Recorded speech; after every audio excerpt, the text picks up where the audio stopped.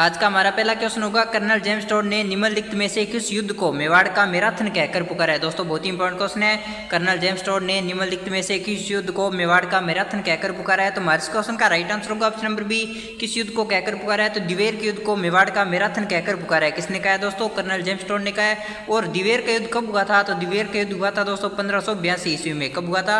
1582 ईस्वी में दिवेर का युद्ध हुआ था और इसे कर्नल जेम्स टोड ने मेवाड़ का मैराथन कहकर पुकारा है। दोस्तों अच्छे से याद कर लें दोस्तों, बहुत ही इंपॉर्टेंट क्वेश्चन है। दिवेर का युद्ध कब हुआ था? 1582 में हुआ था और कर्नल जेम्स टोड ने दिवेर के युद्ध को क्या कहा है? तो मेवाड़ का मैराथन कहकर पुकारा है। अच्छे से याद कर ले दोस्तों, ऑप्शन नंबर बी हमारे इस क्वेश्चन का राइट आंसर होगा। अगले क्वेश्चन के बारे में बात करते हैं।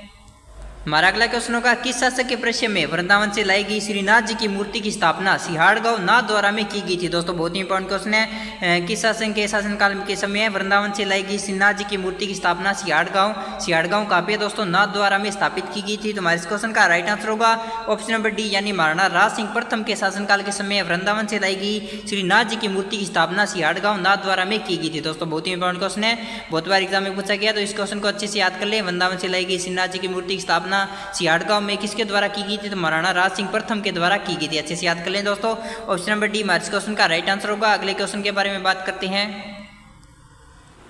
हमारा अगला क्वेश्चन होगा, पन्ना दाई व दुर्गादास के जीवन से हमें किसकी प्रेरणा मिलती है। दोस्तों बहुत ही इंपॉर्टेंट क्वेश्चन है। पन्ना दाई व दुर्गादास के जीवन से हमें किसकी प्रेरणा मिलती है? तो हमारे क्वेश्चन का राइट आंसर होगा ऑप्शन नंबर बी, देश के लिए बलिदान की प्रेरणा मिलती है। दोस्तों अच्छे से याद कर लें, पन्ना दाई व दुर्गादास के जीवन से हमें देश के लिए बलिदान की एक प्रेरणा मिलती है। अच्छे से याद कर लें, ऑप्शन नंबर बी इस क्वेश्चन का राइट आंसर होगा। दोस्तों अगले क्वेश्चन के बारे में बात करते हैं। हमारा अगला क्वेश्चन होगा, महमूद गौरी और पृथ्वीराज चौहान के मध्य त्राइन का प्रथम युद्ध कब हुआ था? त्राइन का प्रथम युद्ध कब हुआ था दोस्तों? तो त्राइन का प्रथम युद्ध हुआ था 1191 में। कब हुआ था? 1191 में त्राइन का प्रथम युद्ध हुआ था। और त्राइन का द्वितीय युद्ध कब हुआ था? तो द्वितीय युद्ध हुआ था दोस्तों 1192 में। त्राइन का प्रथम युद्ध हुआ था 1191 में और त्राइन का द्वितीय युद्ध हुआ था 1192 में। अच्छे से याद कर ले दोस्तों, त्राइन का प्रथम युद्ध किनके मध्य हुआ था? तो महमूद गौरी और पृथ्वीराज चौहान के मध्य हुआ था। और त्राइन का प्रथम युद्ध कब हुआ था? तो 1191 में हुआ। त्राइन का द्वितीय युद्ध कब हुआ था? 1192 में। अच्छे से याद कर ले दोस्तों, ऑप्शन नंबर ए हमारे इस क्वेश्चन का राइट आंसर होगा। अगले क्वेश्चन के बारे में बात करते हैं। हमारा अगला क्वेश्चन होगा, जिस अभिलेख में शाकंभरी के चौहान शासकों की उपलब्धियों का वर्णन मिलता है वह कौन सा है? किस अभिलेख में शाकंभरी के चौहानों की उपलब्धियों का वर्णन मिलता है दोस्तों? तो हमारे इस क्वेश्चन का राइट आंसर होगा ऑप्शन नंबर बी, किस अभिलेख में मिलता है? तो बिजोलिया के अभिलेख में मिलता है।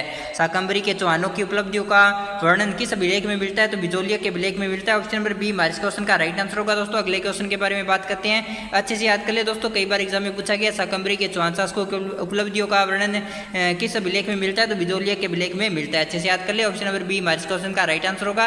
अगले क्वेश्चन के बारे में बात करते हैं। हमारा अगला क्वेश्चन होगा, निम्नलिखित में से किसने अकबर की जीवनी लिखी है? अकबर की जीवनी को किसने लिखा है? दोस्तों अच्छे से याद कर लें, ये भी इंपॉर्टेंट क्वेश्चन है। अकबर की जीवनी किसने लिखी है? तो हमारे इस क्वेश्चन का राइट आंसर होगा ऑप्शन नंबर ए, किसने लिखी है? तो अबुल फजल ने लिखी है। दोस्तों किसने लिखी है? अबुल फजल ने अकबर की जीवनी को लिखा है। किसने लिखा है दोस्तों? अबुल फजल ने लिखा है। किसने लिखा है? अबुल फजल ने अकबर की जीवनी को लिखा है। अच्छे से याद कर लें, ऑप्शन नंबर ए हमारे इस क्वेश्चन का राइट आंसर होगा। अगले क्वेश्चन के बारे में बात करते हैं। हमारा क्वेश्चन होगा, महाराणा प्रताप का राज्यारोहण कहाँ हुआ था? अच्छे से याद कर ले दोस्तों, महाराणा प्रताप का राज्यारोहण कहाँ पे हुआ था? तो हमारे इस क्वेश्चन का राइट आंसर होगा ऑप्शन नंबर सी, कहाँ पे हुआ था? तो गोगुंदा में हुआ था। दोस्तों कहाँ पे हुआ था? महाराणा प्रताप का राज्यारोहण कहाँ पे हुआ था? अच्छे से याद कर ले दोस्तों, कई बार एग्जाम में पूछा गया इंपॉर्टेंट क्वेश्चन ये भी।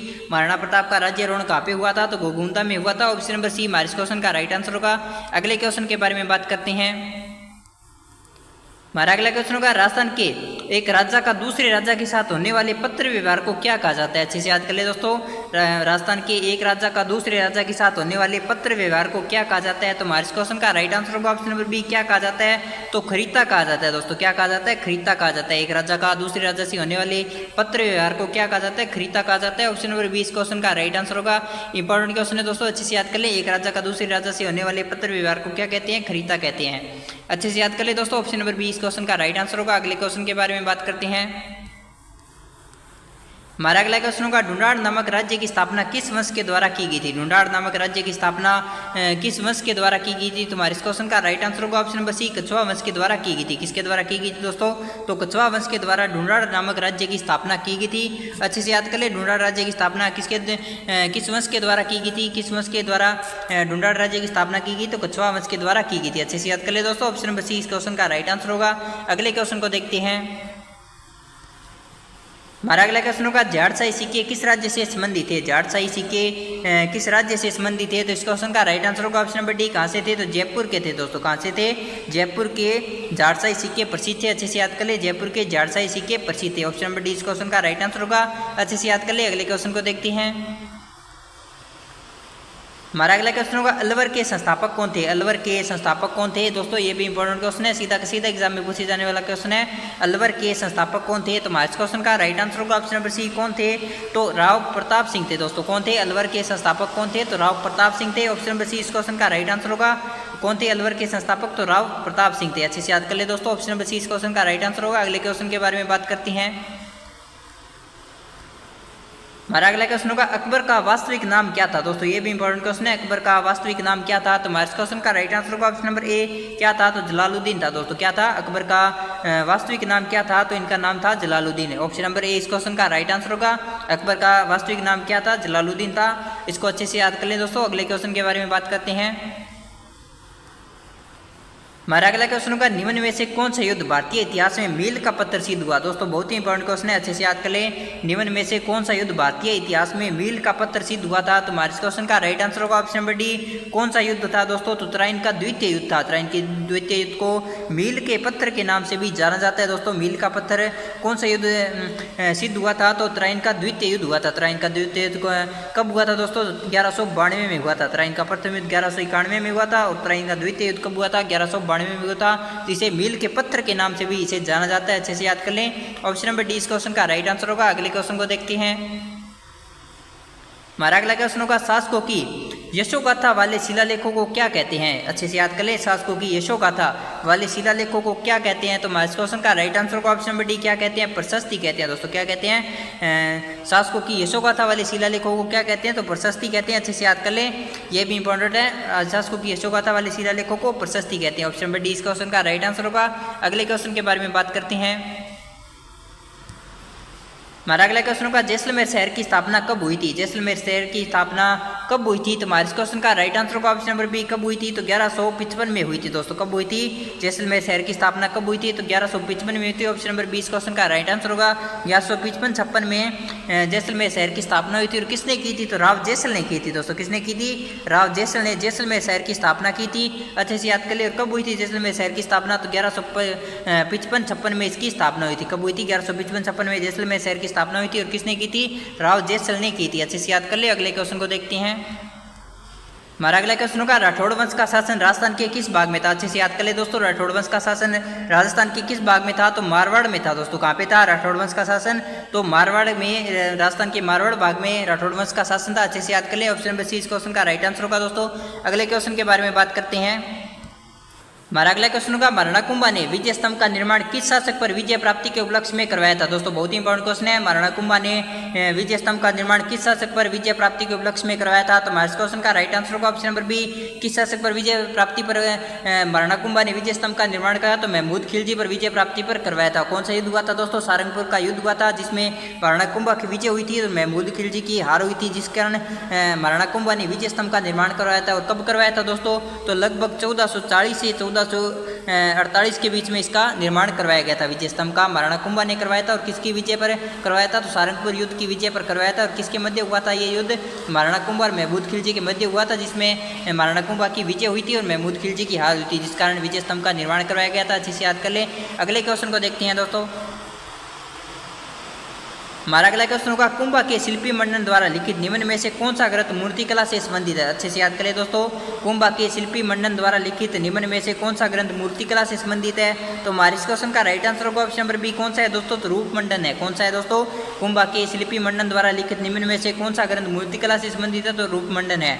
रूप मंडन किससे संबंधित है दोस्तों। कुंभा द्वारा रचित ग्रंथ है ये। और रूप मंडन किससे संबंधित है। तो मूर्तिकला से संबंधित है। तो अच्छे से याद कर लें। ऑप्शन नंबर 20 क्वेश्चन का राइट आंसर होगा। अगले क्वेश्चन के बारे में बात करते हैं। हमारा अगला क्वेश्चन होगा राजस्थान की प्रसिद्ध लोककथा ढोला मारू का नायक ढोला कहाँ का राजा था। दोस्तों अच्छे से याद कर लें। ढोला मारू का नायक ढोला कहाँ का राजा था। तो इस क्वेश्चन का राइट आंसर होगा ऑप्शन नंबर सी। कहाँ का राजा था। तो गागरोन का राजा था। दोस्तों अच्छे से याद कर लें। ढोला कहाँ का राजा था। तो गागरोन का राजा था। अच्छे से याद कर लें दोस्तों। कई बार एग्जाम में पूछा गया। अगले क्वेश्चन के बारे में बात करते हैं। हमारा अगला क्वेश्चन होगा हाड़ा राजपूतों की सबसे प्रथम राजधानी कौन सी थी। हाड़ा राजपूतों की सबसे प्रथम राजधानी कौन सी थी। तो हमारे इस क्वेश्चन का राइट आंसर होगा ऑप्शन नंबर ए कौन सी थी, तो बूंदी थी दोस्तों। कौन सी थी, हाड़ा राजपूतों की सर्वप्रथम राजधानी कौन सी थी, तो बूंदी थी दोस्तों। अच्छे से याद कर ले, एग्जाम में पूछे जाने वाला क्वेश्चन है, हाड़ा राजपूतों की सर्वप्रथम राजधानी कौन सी थी, तो बूंदी थी। ऑप्शन नंबर ए इस क्वेश्चन का राइट आंसर होगा दोस्तों। अगले क्वेश्चन के बारे में बात करते हैं। हमारा अगला क्वेश्चन होगा अलाउद्दीन ने चित्तौड़ पर कब विजय प्राप्त की थी। अलाउद्दीन ने चित्तौड़ पर कब विजय प्राप्त की थी। तो इस क्वेश्चन का राइट आंसर होगा ऑप्शन नंबर ए कब विजय प्राप्त की थी, तो 1303 में की थी दोस्तों। कब की थी, 1303 में अलाउद्दीन ने चित्तौड़गढ़ पर विजय प्राप्त की थी। अच्छे से याद कर ले, ऑप्शन नंबर ए इस क्वेश्चन का राइट आंसर होगा दोस्तों। अलाउद्दीन ने चित्तौड़ पर विजय कब प्राप्त की थी, तो 1303 में की थी। अगले क्वेश्चन के बारे में बात करते हैं। हमारा अगला क्वेश्चन होगा राजस्थान का वह किला जिसे अंग्रेज सेना जीत नहीं सकी थी। हमारा दोस्तों बहुत ही इंपॉर्टेंट क्वेश्चन है। हमारा क्वेश्चन होगा राजस्थान का वह कौन सा किला है जिसे अंग्रेज सेना भी नहीं जीत पाई थी। तो हमारे क्वेश्चन का राइट आंसर होगा ऑप्शन नंबर बी कौन सा किला है, तो भरतपुर का किला है। और भरतपुर के किले को अजयगढ़ के नाम से भी जाना जाता है दोस्तों। इसे कोई नहीं जीत पाया था, ना अंग्रेज जीत पाए, ना मुगल और ना ही मराठा इस दुर्ग को जीत पाए थे दोस्तों। बहुत ही इंपॉर्टेंट क्वेश्चन है। अगले क्वेश्चन के बारे में बात करते हैं। इस क्वेश्चन को अच्छे से याद कर लें। राजस्थान का वह कौन सा किला था जिसे अंग्रेज नहीं जीत पाए थे, तो भरतपुर का किला था। इसे अजयगढ़ के नाम से जाना जाता है। अगले क्वेश्चन के बारे में बात करते हैं। हमारा अगला क्वेश्चन होगा लव गार्डन कहाँ पे स्थित है। लव गार्डन कहाँ पे स्थित है, तो इस क्वेश्चन का राइट आंसर होगा दोस्तों ऑप्शन नंबर बी कहाँ पे स्थित है, तो भीलवाड़ा में स्थित है दोस्तों। कहाँ पे स्थित है, लव गार्डन कहाँ पे स्थित है, भीलवाड़ा में स्थित है। ऑप्शन नंबर बी इस क्वेश्चन का राइट आंसर होगा। ये भी इंपॉर्टेंट क्वेश्चन है। अगले क्वेश्चन के बारे में बात करते हैं। हमारा अगला क्वेश्चन होगा ख्वाजा मोइनुद्दीन चिश्ती की दरगाह में। हमारा क्वेश्चन होगा ख्वाजा मोइनुद्दीन चिश्ती की दरगाह में बुलंद दरवाजे का निर्माण किसने करवाया था। दोस्तों बहुत ही इंपॉर्टेंट क्वेश्चन है। ख्वाजा मोइनुद्दीन चिश्ती की दरगाह में बुलंद दरवाजे का निर्माण किसने करवाया, तो हमारे इस क्वेश्चन का राइट आंसर होगा ऑप्शन नंबर ए किसने करवाया था, तो करवाया था सुल्तान महमूद खिलजी ने। इस क्वेश्चन का राइट आंसर होगा ऑप्शन नंबर ए किसने करवाया था बुलंद दरवाजे का निर्माण, तो सुल्तान महमूद खिलजी ने करवाया था। अच्छे से याद कर ले दोस्तों, ऑप्शन नंबर ए इस क्वेश्चन का राइट आंसर होगा। अगले क्वेश्चन के बारे में बात करते हैं। हमारा अगला क्वेश्चन होगा चित्तौड़गढ़ का किला किसने बनवाया था। दोस्तों अच्छे से याद करें, चित्तौड़गढ़ का किला किसने बनवाया, तो हमारे इस क्वेश्चन का राइट आंसर होगा ऑप्शन नंबर ए किसने बनवाया था, दोस्तों चित्रांगद मौर्य ने बनाया था। ये एक मौर्य शासक थे जिन्होंने चित्तौड़गढ़ के किले का निर्माण करवाया था। दोस्तों अच्छे से याद करें कि कौन से शासक थे, ये एक मौर्य शासक थे जिन्होंने चित्तौड़गढ़ के किले का निर्माण करवाया था। और कब करवाया था, लगभग 7वीं शताब्दी के आसपास इन्होंने चित्तौड़गढ़ के किले का निर्माण करवाया था। और किसने करवाया था, चित्रांगद मौर्य ने करवाया था। तो दोस्तों सभी इंपॉर्टेंट क्वेश्चन है जो कि आपको इस वीडियो में कवर करवा दिए। अगर आपको किसी भी क्वेश्चन में कोई डाउट है तो आप कमेंट बॉक्स में टाइप कर सकते हैं। अगर आपको वीडियो अच्छी लगे तो वीडियो को लाइक कीजिएगा, चैनल को भी सब्सक्राइब कीजिएगा।